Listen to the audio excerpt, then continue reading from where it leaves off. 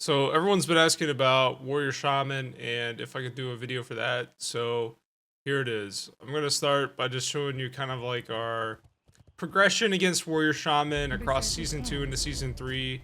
I know this says it's a season 3 video, but don't stress. The aspects of season 2 were really irrelevant, right? I mean, Shaman can purge 9 Vol and stuff, so none of that really mattered.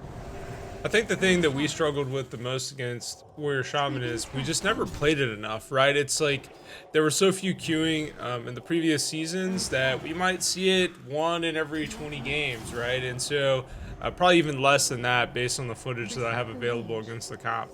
So it was really hard for us to get enough practice to formulate a strategy against Warrior Shaman.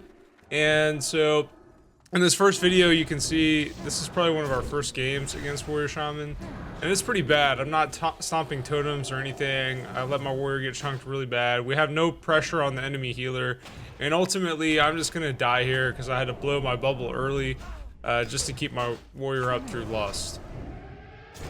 Let's talk about what makes Warrior Shaman so tough, right? And so primarily, it's the Shaman's kit.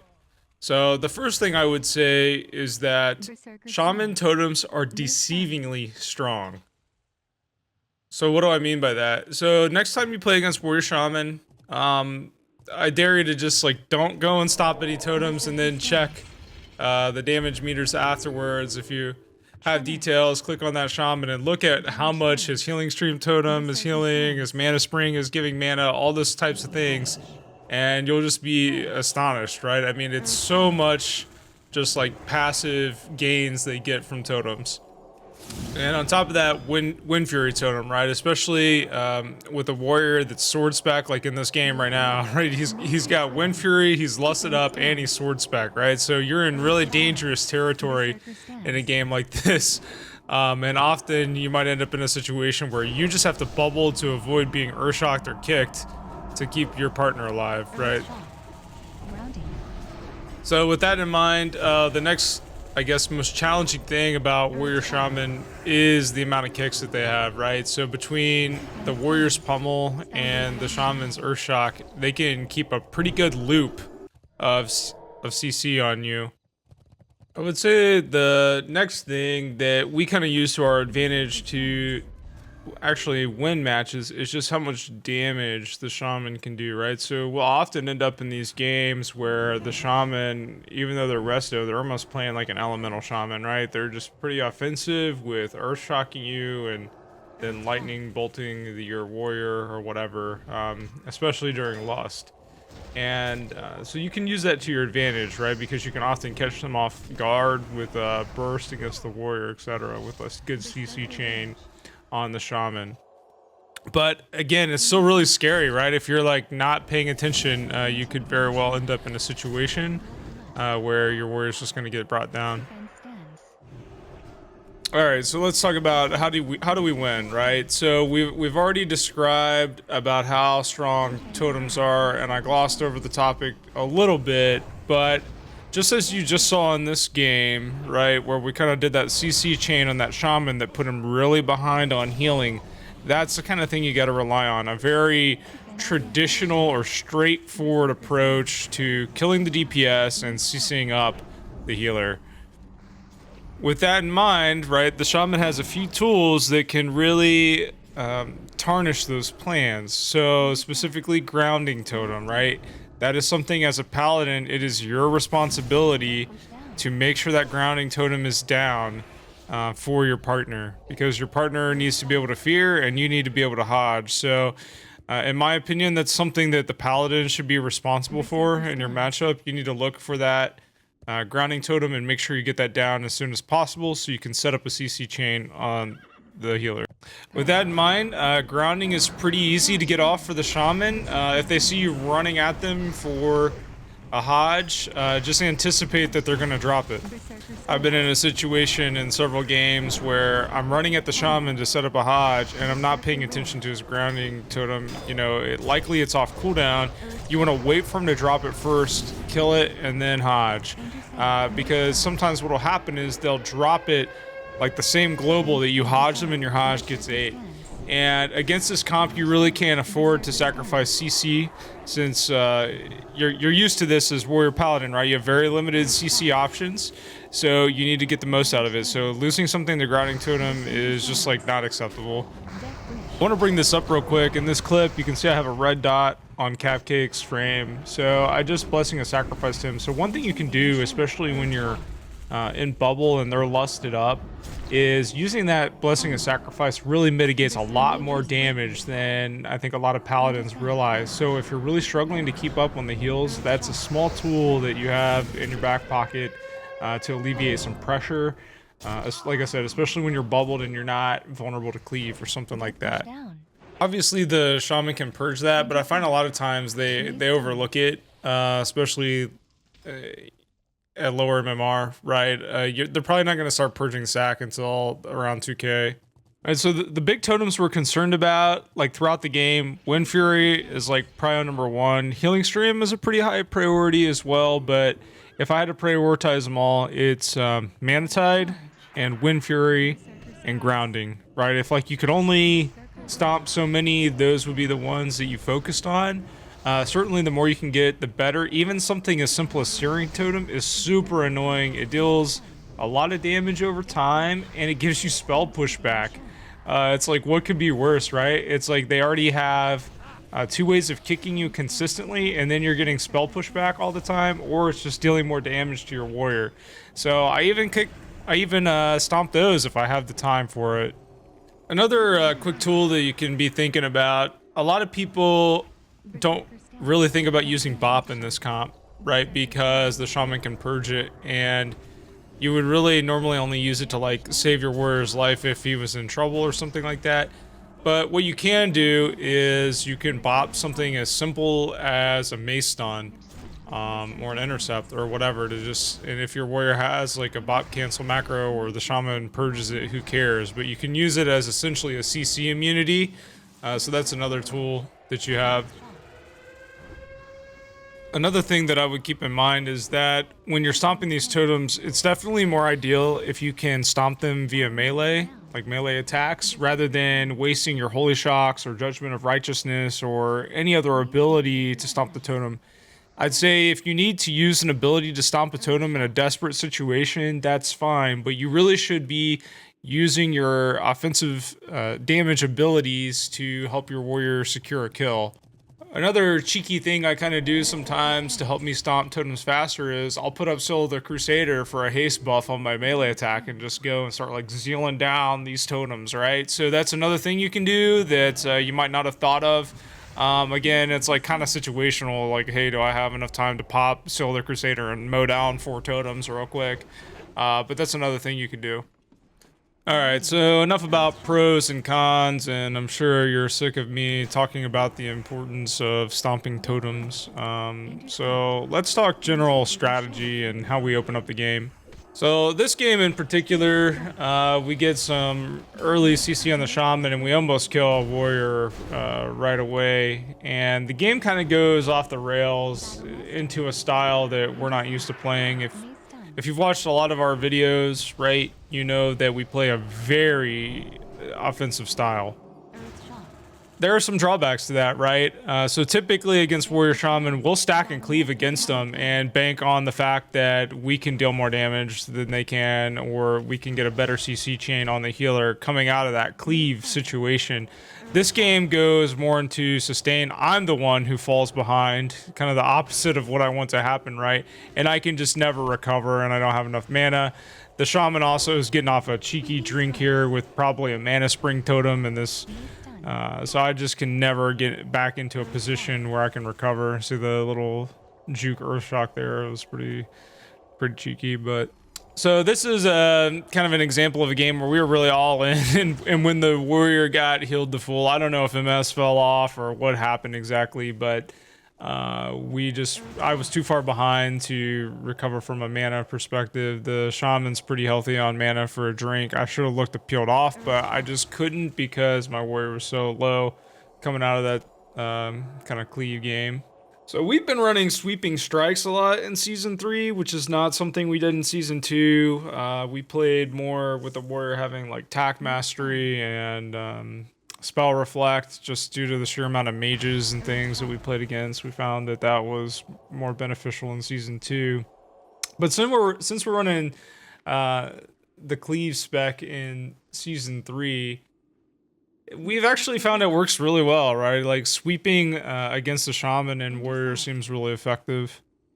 And I think the reason is because they're used to stacking, right? So they're not afraid to stack. They want to do the same thing where they cleave, and they just don't really account for, okay, the Paladin has a bubble to essentially reset the match after that cleave situation. So you see I ultimately lose here just because I got pummeled. I could have totally avoided that. So, in this match, I want to clarify a few things. So, you'll see in this match, I actually use Bop to cleanse Disarm, which is what the correct usage of Bop in this matchup is. So, I know earlier in the video I said you could clear stun. You could in a really niche case where you don't think the enemy warrior is going to disarm, but really need to pay attention and keep that for that. So I make, I think, a few key mistakes in this game. My positioning is pretty bad, which leads to some really easy earth shocks. We probably could have got the warrior to a position where I could have hammer of wrath there and we got to execute. Here's the bop on the disarm, which is good. We've got a lot of pressure here. I should be hitting totems, not doing whatever I'm doing. Okay, there I get some totems. But here I wanted to demonstrate just how quickly they can drop a grounding totem that could interrupt your Hodge, right? So getting some heals off, I get Earthshocked here, which shouldn't have happened. Put up a sack to just mitigate some damage. I'm getting ready to follow up this intercept with a Hodge. He drops it. I get it ate by the grounding, right? So that's how quick you can lose due to grounding, right? So just think about that. So this matchup is a pretty good competitive match, so I just wanted to break this one down a little bit. There's a lot of good things that happen and a lot of bad things that kind of go on in here. So I'd say that the match starts off in a pretty good position for us because I'm able to just get all these totems essentially for free and just kind of mirror the Shaman, make sure he's not doing anything too nasty. So we're pretty even at this point. We start off with a good Hodge, and so at this point he's gonna drop a Trimmer, and I didn't mention this earlier, but Trimmer has pretty much the same value as grounding when you're setting up a CC chain, right? Your warrior can't fear if that Trimmer's down, so that's your job to get that Trimmer for him. We get the Trimmer, I bop disarm, we I think get a fear off here soon. The Shaman maybe got a little bit more healing than we wanted there. Here you can tell that I'm feeling pressured because I'm in bubble and I feel the need to holy shock this totem for some reason to just get back to healing faster, which I probably shouldn't have done that, but that's okay. It's not that consequential.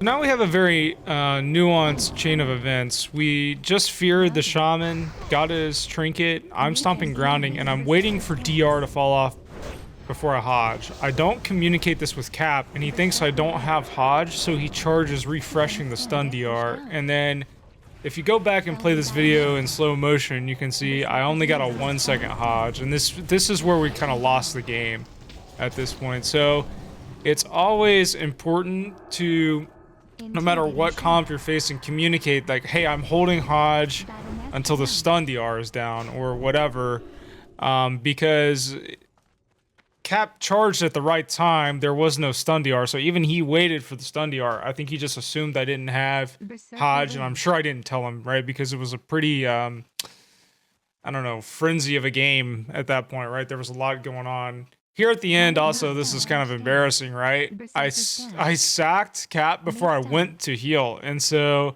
the Shaman not purging the sack actually hurts me. So I just made a huge mistake by sacking before I went to try and drink mana, not heal. So this is a good game of where the enemy team gets a little bit too offensive, and so what I mean by that, the Shaman gets too offensive. The game actually, they got a good start because they got a mace stun and an improved hamstring on me right off the open, and even purged my freedom. So I think they were feeling a little bit overconfident in this position. I'm also not sure why, but the warrior like just randomly disarms Cap, which is kind of unusual. But we decided not to bop it, to just like let it fall off because we weren't in a kill potential situation anyway.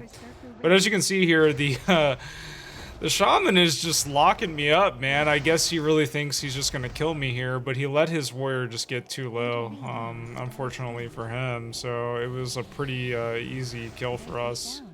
So always, you know, look to take advantage of those situations where the shaman is just like too offensive, whether that's 1v1 versus you as a paladin or as they're cleaving.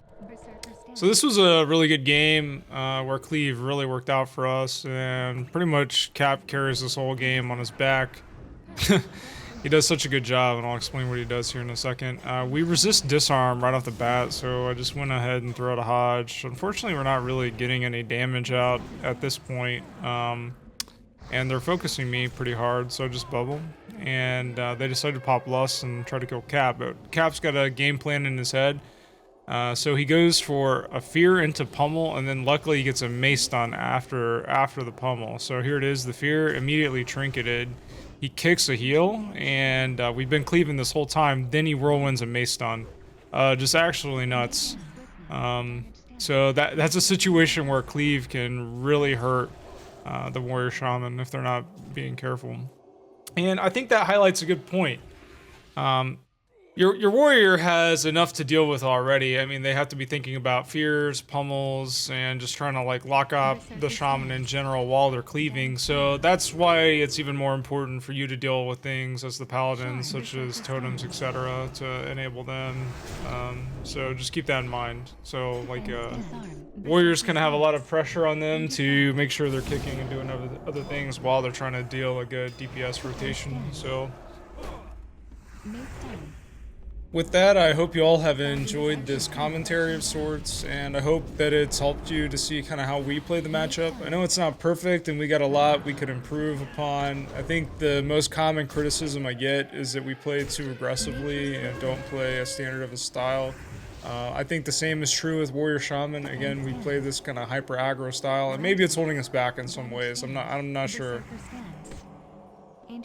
Same thing goes with other classes, right? I've had some people comment on how we play Rogue Mage and how offensive it is, and that they're surprised that we have such a high win rate against Rogue Mage with that playstyle, while others play hyper defensively. But anyway, that's what works for us so far. I think we're continuing to improve against Warrior Shaman. Again, we haven't played it a lot. Hope this has helped, and good luck in Season 3.